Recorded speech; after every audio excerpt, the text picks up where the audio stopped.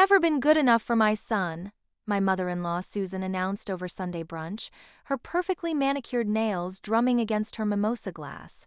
"I think it's time you leave, Michael." I carefully placed the dish I was washing back into the sink, dried my hands, and turned to face her with a smile. The kitchen still smelled like French toast and coffee, remnants of the meal I'd just prepared for everyone. Through the dining room window, I could see Michael chatting with his father on the patio, completely oblivious to the confrontation happening in his own kitchen. "That's an interesting perspective, Susan," I replied, my voice steady despite the rage building inside me. "Would you like more coffee?" She blinked, clearly thrown off by my composure. I watched as she struggled to maintain her superior expression, her fingers tightening around the crystal stemware she'd gifted me last Christmas, after declaring my everyday glasses weren't suitable for a family of their standing. My name is Emily Harrison, and at 32, I'd spent the last 3 years married to Michael while enduring his mother's constant attempts to undermine me. But what Susan didn't know about me could fill a library, and her latest power play was about to backfire spectacularly. The signs of her escalating hostility had been building for months. The snide comments about my humble background at every family gathering. The not-so-subtle hints about Michael's ex-girlfriend Jessica's recent divorce. The way she'd started inviting eligible women to every family function, all from what she called appropriate social circles.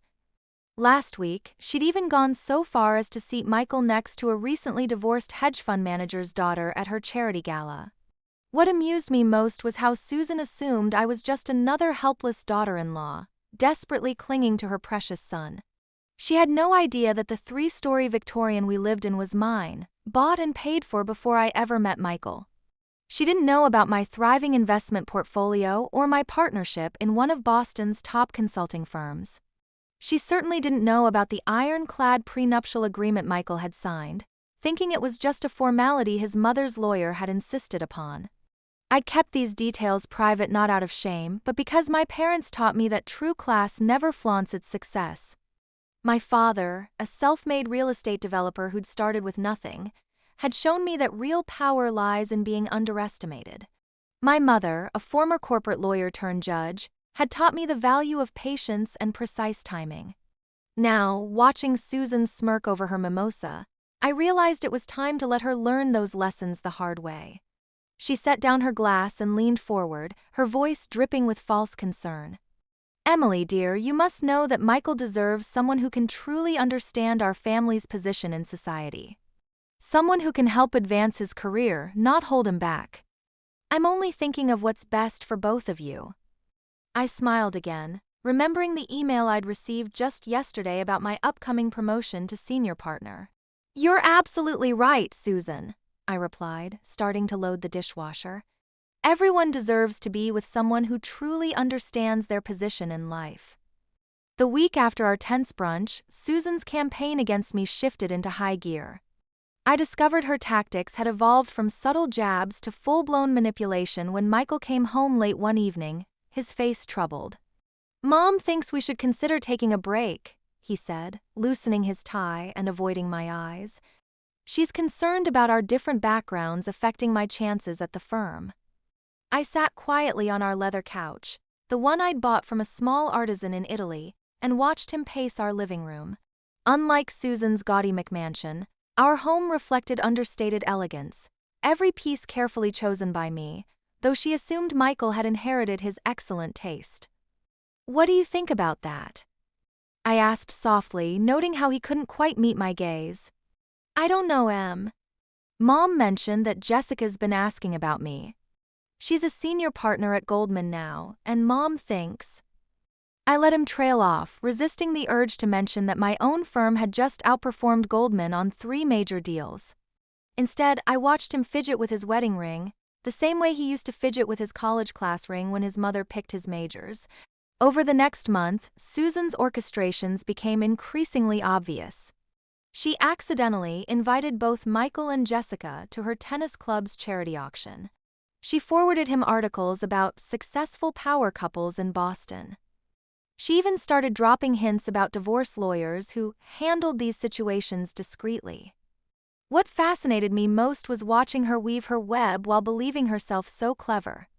At their weekly mother-son lunches, which she'd insisted upon since our marriage, she'd apparently started showing Michael properties that would be perfect for a bachelor starting over. I learned all this from our housekeeper Maria, who also cleaned for Susan. Mrs. Harrison, Maria had whispered one morning, "Mrs. Susan, she's planning a dinner party next week." She invited Mr. Michael's ex-girlfriend and 3 divorce attorneys. I simply smiled and doubled Maria's Christmas bonus in advance. After all, good intelligence is worth its weight in gold. Through it all, I maintained my routine. I attended board meetings, closed deals, and expanded my client base. I even accepted lunch invitations from Susan, listening patiently as she detailed all the ways in which Jessica would make a more suitable partner for Michael. "She comes from the right kind of family," Susan gushed over her salad at the Boston Harbor Hotel. "Her father plays golf with the governor. And she's just been made senior partner." "How wonderful for her," I replied, sipping my water and thinking about the acquisition deal I'd just closed, which would make headlines next week. "It sounds like she's doing very well for herself." Susan mistook my serenity for resignation, my patience for weakness. She never once questioned why I remained so calm in the face of her schemes. She was too busy planning Michael's future to notice that I'd started having quiet meetings with my own lawyers, or that I'd begun documenting every interaction, every manipulative text, every underhanded move. Like a chess player thinking only one move ahead, she never stopped to consider what my endgame might be. It happened on a rainy Thursday evening. Michael came home later than usual, his hair slightly damp from the drizzle, carrying the same determined expression he wore when his mother had convinced him to switch from art to finance in college. "Emily, we need to talk," he said, standing in our kitchen where this had all begun weeks ago. I think Mom is right. We're just too different. I need someone who understands our world." I set down the contract I'd been reviewing and looked up at him.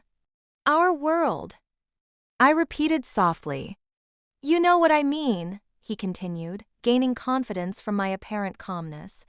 "Jessica and we grew up together. We understand each other.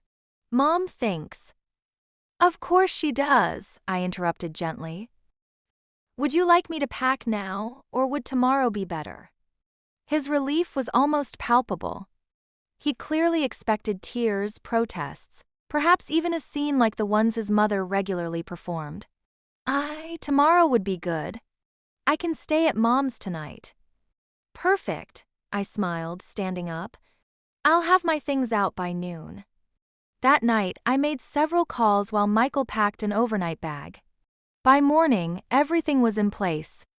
I left the house spotless, taking only a small suitcase with clothes. I even left him a fresh pot of coffee, which he'd find stone cold when he returned with Susan for their victory lap. They arrived at 11:45 a.m., Susan practically vibrating with triumph as she swept through the front door. I watched from my car across the street as they entered, counting down in my head. At exactly 12:01 p.m., my phone rang. Michael's name flashed across the screen. "Emily," his voice was shaking. "There must be some mistake. The bank just called about the mortgage payment, and they're saying I'm not authorized." "That's correct," I replied, watching Susan's Mercedes in my rearview mirror. "The house is in my name. It always has been. But that's impossible. Mom's lawyer handled all the paperwork when we moved in." "No, Michael. Your mother's lawyer handled our prenuptial agreement, which protected all assets owned prior to marriage. This house, I bought it 2 years before I met you." I could hear Susan's shrill voice in the background, demanding answers. I continued, my voice remaining perfectly level. "You'll find that the utilities are also in my name, as is the investment portfolio that's been paying for our lifestyle. The prenup your mother's lawyer insisted on? It actually protects my assets, not yours." "But my job, my position." "The position at Wellington Investment? The one your mother bragged about at every dinner party? You might want to ask her why the board suddenly approved your promotion last year." I believe it had something to do with my firm handling their largest merger to date. The silence on the other end was deafening.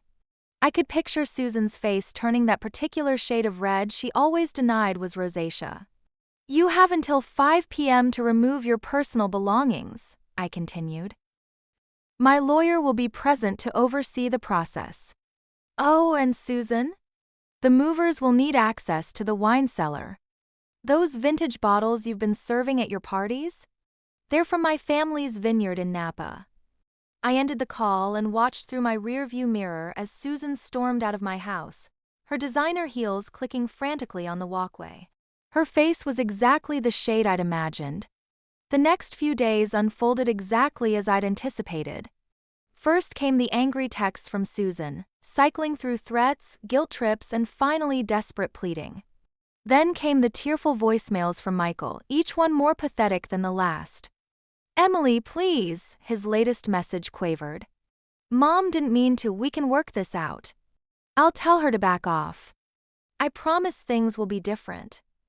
I listened to his message while signing the paperwork for my firm's newest acquisition, ironically, a tech company that had just outbid Michael's firm's client. My assistant brought in a fresh cup of coffee and a note. Susan was in the lobby, demanding to see me. Send her up, I said, straightening my Chanel blazer. And start recording. Susan burst through my office door like a hurricane in Hermes, her perfectly coiffed hair slightly askew. How dare you humiliate us like this? After everything we've done for you. I leaned back in my chair, taking in her flushed face and trembling hands. Everything you've done for me? I repeated softly. Please elaborate. We welcomed you into our family. We gave you connections, status, a position in society. I pulled out a folder and began laying documents on my desk, one by one. Interesting perspective. Let's review. Here's the deed to the house, purchased by me in 2018. Here's my partnership agreement, dated 2019. Here's the prenup your lawyer drew up, which actually protected my assets. And here, I slid the final paper forward, is the guest list from your charity gala last month, where you seated my husband next to his ex-girlfriend. That wasn't. And this, I continued, opening my laptop, is a recording of you telling the country club committee that I came from new money and shouldn't be considered for membership, dated 3 weeks ago. Michael chose that moment to appear in my doorway, looking disheveled in yesterday's suit. Emily, please, can we just talk about this? I stood up, smoothing my skirt. There's nothing to talk about. You both assumed I was some charity case you could mold and discard at will. You never bothered to ask about my background, my career, or my achievements. You were too busy planning my replacement. But I love you, Michael whispered. No, Michael. You love the idea of rebelling against your mother, until she pushes hard enough. Then you fold, just like you did with art school, just like you did with Jessica the first time, and just like you're doing now. Susan's face had gone from red to white. You planned this, she accused. You've been planning this all along. No, Susan. You planned this. I just let you. Every manipulation, every scheme, every attempt to control your son's life, I documented it all. The only difference is, I had an exit strategy. I gathered my papers and headed for the door. My lawyer will be in touch about the divorce proceedings. Oh, and Susan? That merger your country club friends were so excited about last week? The one that doubled their investment? That was my deal. Not Michael's. I left them standing in my office, Susan sputtering incoherently while Michael slumped against my desk. As I walked past my assistant's desk, I heard Susan's shrill voice. Michael, do something! But we all knew he wouldn't. He never did. 2 weeks after our confrontation in my office, Maria called to tell me that Susan had launched her final offensive. Like a general refusing to accept defeat, she'd marched into Wellington Investment, demanding to speak with the board about Michael's unfair treatment. She made quite the scene, my friend Robert, a board member, told me over lunch at the Four Seasons, stormed into our quarterly meeting, talking about family connections and how her son deserved to be managing director. I sipped my wine, already knowing where this story was heading. And?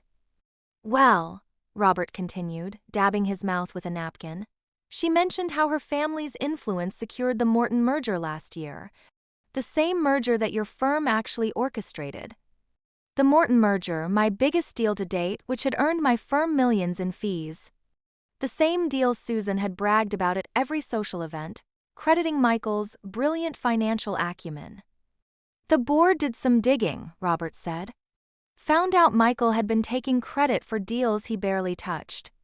Apparently, he'd been implying his family connections, meaning you, were behind our recent successes. That evening, my lawyer forwarded me Michael's termination letter. Wellington had been surprisingly gentle, allowing him to resign rather than face dismissal. Still, word spread quickly through Boston's financial circles. I heard about it all from various sources. How Susan had shown up at Michael's apartment every day, trying to fix things. How she called in favors, only to discover her social currency wasn't worth what she'd thought. How Michael had started drinking lunch at the Oak Bar, telling anyone who'd listen about his manipulative ex-wife. Your ex-mother-in-law tried to get into the Hamilton Club yesterday, my friend Jennifer texted.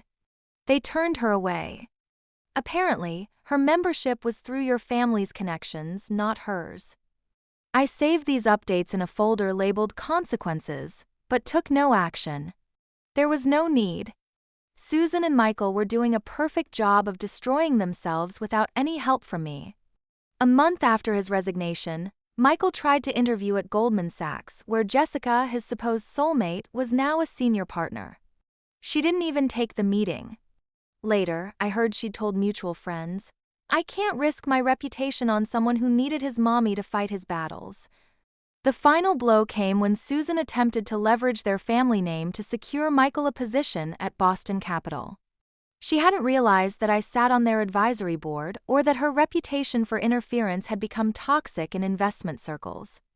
Your mother-in-law is quite persistent, Thomas, Boston Capital's CEO, mentioned during our next board meeting. She seems to think the Harrison name still carries the same weight it did before, well, before everything. I simply nodded and changed the subject to our upcoming Asian expansion. There was no need to comment on Susan's desperation or Michael's downfall. Their actions spoke loudly enough. That night, as I reviewed acquisition proposals in my study, I received one last text from Michael. I never knew who you really were. I smiled, thinking of all the times he and Susan had talked over me at family dinners, dismissed my opinions, or assumed I was just another social climber. No, I typed back, you never bothered to find out. The final confrontation happened 6 months after the divorce. I was reviewing our London office expansion plans when security called. Susan had bypassed reception and was heading to my floor. I could hear her before I saw her, her voice carrying down the hallway, demanding to speak with me. This time she wasn't wearing her usual Hermes and pearls. Her hair was unstyled, her makeup slightly smeared. The polished society matron had finally cracked. You destroyed him. She burst into my office, mascara-stained tears running down her face. Michael's drinking, he can't find work, and it's all your fault. I calmly pressed the intercom. Linda, please hold all my calls. And keep recording. Then I turned to Susan, gesturing to a chair she ignored. Are we really doing this, Susan? I asked quietly. Are we pretending I'm responsible for choices you and Michael made? We made those choices because you deceived us. You pretended to be something you weren't. I stood up, walking to my floor-to-ceiling windows overlooking Boston Harbor. Did I?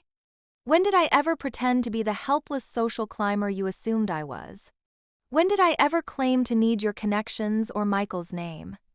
You. She stammered, her rehearsed accusations falling apart. I simply allowed you to believe what you wanted to believe, I continued. You never asked about my background because you were too busy trying to change it. You never questioned my career because you were too focused on Michael's. You created this situation, Susan. You and Michael. He's your husband. Was, I corrected. And he was your son long before he was my husband. You raised him to be weak, to let you make his decisions, to value status over substance. That's not my doing. She sank into the chair she'd earlier rejected, her anger deflating. I just wanted what was best for him. No, Susan. You wanted what was best for your image of him. There's a difference. For the first time since I'd known her, Susan looked her age. The carefully maintained facade had crumbled, revealing the insecure woman beneath. He's talking about moving to Chicago, she whispered. Away from me. Good for him, I replied. Maybe he'll finally learn to stand on his own. She looked up at me, really looked at me, perhaps for the first time. You never needed any of us, did you? No. But I would have welcomed you as family if you'd allowed it. Instead, you chose warfare. And Susan. I sat back down at my desk. You chose the wrong opponent. Security arrived to escort her out. As they led her away, she turned back one last time. I've lost everything. No, I corrected her. You've lost the illusion of control. There's a difference. After she left, I opened my laptop and confirmed my dinner reservations at the new Michelin-starred restaurant where Michael had always refused to eat, claiming it was too nouveau riche. Tonight, I'd be dining with the governor, not because of family connections, but because my firm had just created 3,000 new jobs in Massachusetts. As I gathered my things to leave, Linda buzzed in. Mrs. Harrison? The London office is on line 1 about the merger. I smiled. Time to get back to building my empire, one that I'd created entirely on my own. 1 year after the divorce, I hosted a celebration at the Boston Museum of Fine Arts to mark my firm's expansion into Asia. The event drew Boston's genuine elite, not the social climbers Susan had desperately courted, but the real power players who shaped the city's future. I wore a sleek black Valentino gown, greeting guests in the rotunda where, ironically, Susan had once told me I didn't know how to properly work a room. The irony wasn't lost on me as I watched several of her former society friends eagerly approach to discuss investment opportunities. Emily! A familiar voice caught my attention. I turned to find Jessica, looking uncomfortable in her designer dress. Do you have a moment? We stepped aside, away from the flowing champagne and business discussions. She twisted her fingers nervously, a gesture that reminded me of Michael. I owe you an apology, she said. I let Susan manipulate me into thinking I could just step back into Michael's life. I didn't realize. I never knew who you really were. I smiled, remembering how Susan had paraded her as the perfect replacement. None of them did, Jessica. That was their choice. Michael's in Chicago now, she offered. Susan keeps trying to convince him to come back, but... She trailed off, looking embarrassed. But he's still letting her make his decisions? I finished for her. She nodded. I heard she's been banned from half the charity boards in Boston. Apparently, she tried to leverage your connections even after everything fell apart. Later that evening, as I gave my speech announcing our firm's latest acquisition, I caught sight of my reflection in the museum's windows. I saw what Susan never had, a woman who'd built her own empire, who'd never needed anyone else's name or connections to succeed. The following week, my assistant brought in the society pages. There was a small item about Michael starting an entry-level position at a Chicago firm, with a note that his mother had relocated to be closer to her beloved son. Below that was a full-page spread about my museum event, highlighting our firm's billion-dollar expansion. That evening I sat in my study, the same one where I'd once listened to Michael and Susan plan my replacement, and opened a letter from my father. Inside was a newspaper clipping from my hometown. Local girl makes good. Harrison Consulting expands global reach. I smiled, thinking of how far I'd come from the humble background Susan had so often mocked. My phone buzzed with a text from Robert at Wellington. Susan tried to get Michael an interview here again. Mentioned your name. We declined. I archived the message without responding. Their story wasn't mine anymore. I had my own to write. Looking out over the Boston skyline from my home office, I realized that the past year had given me more than just professional victories. It had reminded me of who I'd always been, not the quiet, accommodating woman Susan thought she could mold, but the force of nature my parents had raised me to be. I picked up my phone to call my mother, who taught me that true power lies in patience and preparation. "Mom," I said when she answered, "remember when you told me sometimes losing a battle means winning the war? You were right." She laughed. Of course I was right. Now, tell me about this Asia expansion. As I detailed our latest ventures, I felt nothing but gratitude for the lessons Susan and Michael had taught me. They'd reminded me that the only approval I needed was my own, and the only power worth having was the kind you built yourself. The war was over. And I hadn't just won, I'd transcended the battlefield entirely.